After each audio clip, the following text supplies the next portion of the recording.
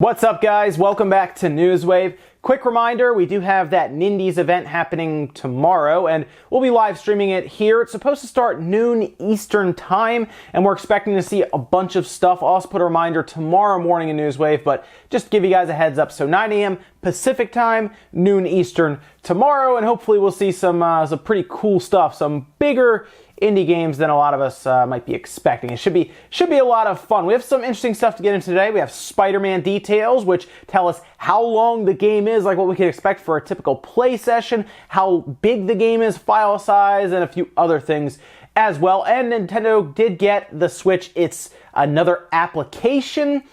It's just not Netflix, so I know. First, though, let's start with some of the quick news. Shenmue 1 and 2 HD did release. It came out on the PC, and what I expected to happen did happen as modders started to get to work on it.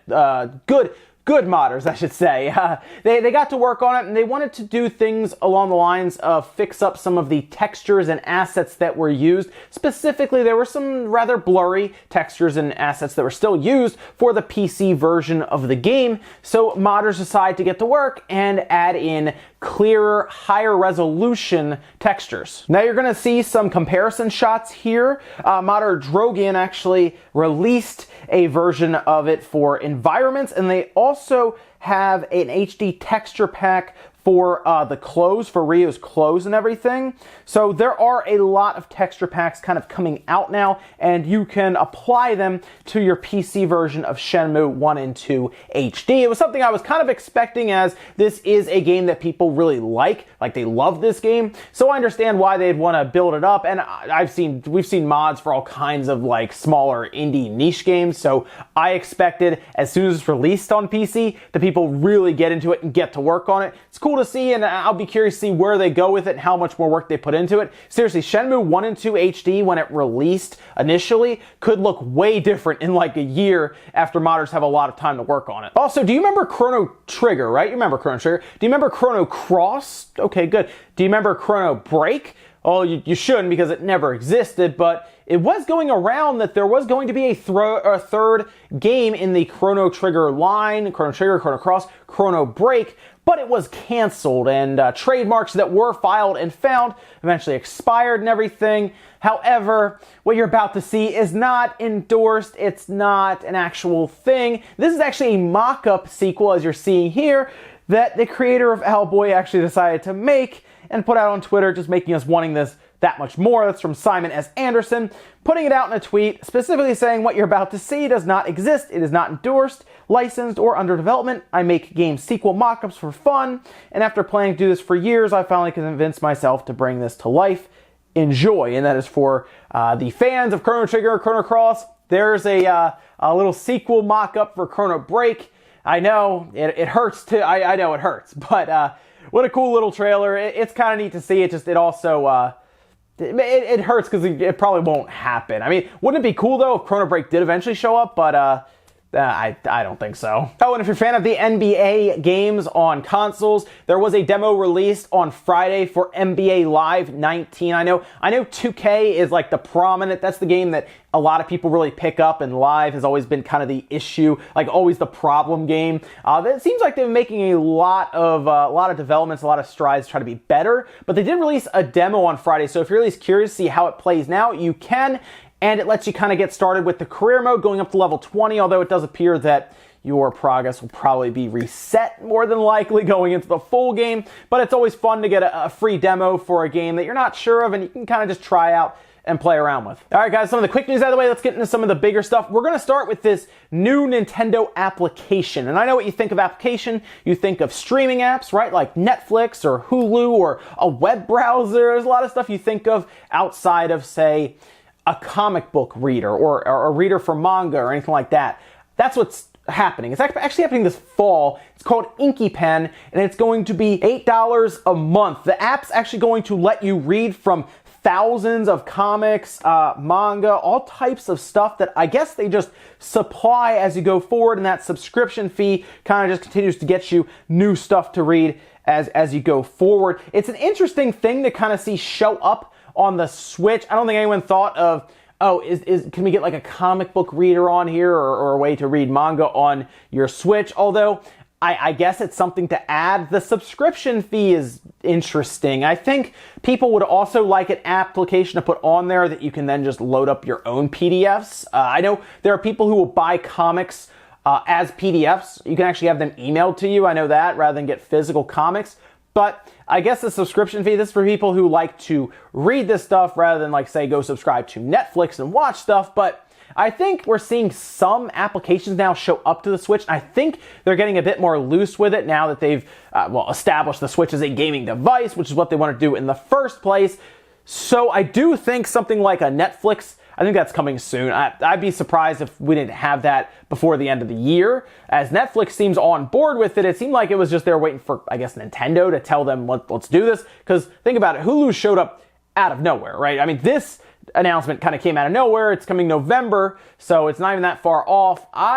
We could see Netflix get announced and then come out like the next week or something. It could be something very quick, but there you go. If you read a lot of comics and you're looking to do that on your Switch, you'll be able to do it this fall with InkyPen for $8 a month, and I guess you'll just have I don't even know what their selection would be. I guess just a ton of stuff for $8 a month to kind of read right on your Switch. I'm also curious if there will be like preloading, so if you're at home connected to Wi-Fi, if you can pick stuff, then it'll download it to your Switch or an SD card, and then you can read it on the go. I guess PDFs aren't massive in size, so it's probably not a big deal, as opposed to Netflix or something, but we'll see. It's an interesting thing to bring to the Switch, and we'll see how many people really get on board with it, and if people are just walking around reading, I guess, comics on their Switch. Next up, let's talk about Spider-Man, because it's not September 7th yet, so we can't play it, so we might as well talk about it because I think everybody, at least most people, want to play it. I really want to play this game. I am been waiting years at this point to play this game, so every little bit of information I can find, I'm on it. I'm looking, right? So we did at least get more information about the length of the game. I think there were some concerns, as some people were seriously questioning if it was going to break 12 hours or so, and I figured it would. And their community manager did actually answer a lot of people on Twitter. One of the questions was, how long does it take to play through this game? In which case he answered, it took our playtesters default difficulty 20 hours to complete the game. Now, that also will change, according to him, depending on side quests or missions that you do. Maybe you're helping a citizen in need or something. You're on the ground level of the city rather than swing around, and you talk to someone, they give you something to go do. Things like that, or maybe collectibles to find. It's New York City. They can hide stuff everywhere, right? So I assume there's going to be a lot of stuff to collect, to find, and to do side missions for. I remember the PS2 version, we were taking pictures of stuff, and the PS2 version, it was huge, and we were swinging around there, and it was a ton of fun. So I expect there to be a ton of stuff to do in this game, outside of, say, just the full, like, there's the storyline. I mean, if you think of something like a Batman, which is what it keeps getting compared to, like an Arkham City or Arkham Knight, those games were shorter for the main story, but there was a lot of stuff to do outside of that, and those games I felt like I got my money's worth. So I'm looking at Spider-Man, like 20 hours for the main story. Yeah, that sounds great. And then side missions, maybe we could get like 30 to 40 hours out of this game. That'd be pretty good. He was also asked about the size of Spider-Man, as in how large or how long will it take. I guess people are trying to figure out how long will it take to download it, how big is the game for my hard drive.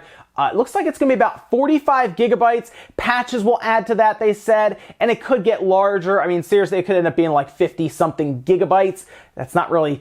It's not really hard to believe that anymore, and it's crazy to think about, but like 45 gigabytes now feels small compared to other games that are hundreds of gigabytes. I mean, seriously, Gears of War on the Xbox One X is over 100 gigabytes. Final Fantasy 15 on PC, I think, is like 180. It's something crazy. So 45, while that's still pretty big if you really think about it, is, I guess, not massive in today's standards, and it's not going to fill up a hard drive. So that's kind of about where I was thinking it would be for what they're trying to do with this game and kind of the scope of it. So it's great here. Spider-Man, it has a lengthy storyline at 20 hours. It's not massively large. And yes, we are within 2 weeks of this game launching. It's not this Friday, it's the following Friday on the 7th. And it feels like an eternity, but I mean, we've been through multiple E3s with this thing, so it doesn't, I guess it's not forever away with how long we've been waiting, which is years, but I'm just ready to get to September 7th, play some Spider-Man, have some fun, and I'm going to be playing through it, and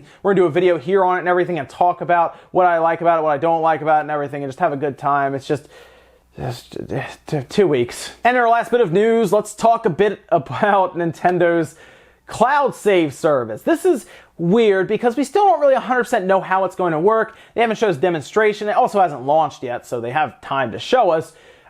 This is a weird situation with the cloud saves in general because we wouldn't have a way to back up stuff outside of that. I have a feeling Nintendo's working on that, by the way, and I think it makes sense that they're trying to make sure it's secure after things like the 3DS and stuff got hacked through that. So I get why they're taking their time. I just hope it's ready for launch, and that's pretty much what most people should give them up to, is if we have a way to pay for cloud saves, we should also have a way to back up our saves locally for free. But cloud saves have been kind of a mystery. How they're going to work, what are they going to do? How do we back stuff up? Will every developer use them? These are all questions we have. We did get a little more information from Blizzard, specifically about Diablo 3, but it technically relates to the cloud because they will be using Nintendo's online services. And Go Nintendo had a really good write-up, kind of brought a bunch of information together from places like Nintendo Soup, for example. They're talking about it. And some of the information is actually kind of interesting the way that they say they're going to do this. So according to Diablo 3 developers, save files will be automatically uploaded to the cloud, as in you won't have to go in and technically pick, I guess, which ones you want uploaded, which ones you don't. They will happen essentially on a schedule, on a regular basis is what they're saying. And we don't really know how many times or how often. Is it going to be a daily thing? Is it going to be a weekly thing? Is it going to be an hourly thing? Or whenever it detects an internet connection, will then start to upload. These are things we're not really sure about, but according to them, no action will actually have to take place from the player. So you won't have to tell it to upload now, like back up my saves.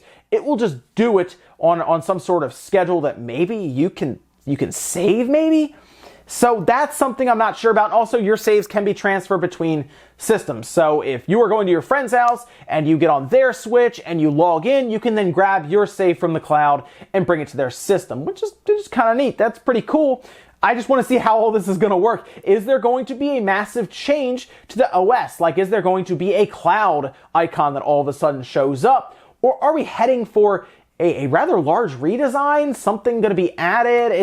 This is weird, and it's interesting that we're so close, and we don't even know really how it's going to all work. I mean, this is coming out in a month, less than a month probably at this point, and we don't know much about this online service for backing up our saves or any other features being added outside of online play that we already have now. So, I don't know. I feel like Nintendo's going to give us either a website that just goes live and here's how you do everything. Maybe they put it in the Fall Direct that we assume is happening in the next 2 weeks or so. There's a lot of questions here that need to be answered. Now, I hope they do it pretty soon. At least from what we're hearing here, it sounds like the cloud backup stuff for saves sounds streamlined, but we'll see how it actually is in practice next month. And that's going to do it for Newswave today, guys. Thank you so much for tuning in. Make sure you like the video if you like it, dislike it. If not, leave comments down below about everything we talked about today, whether it is Nintendo's cloud save, maybe you want to talk about that a bit, maybe you'll talk about Spider-Man and you're just ready to play this game and some of the details coming out sound cool. Let me know about that, of course, or Chrono Break. Do you remember Chrono Break? And are you a little sad now after seeing that trailer? Thank you so much for watching, guys, and I'll see you next time.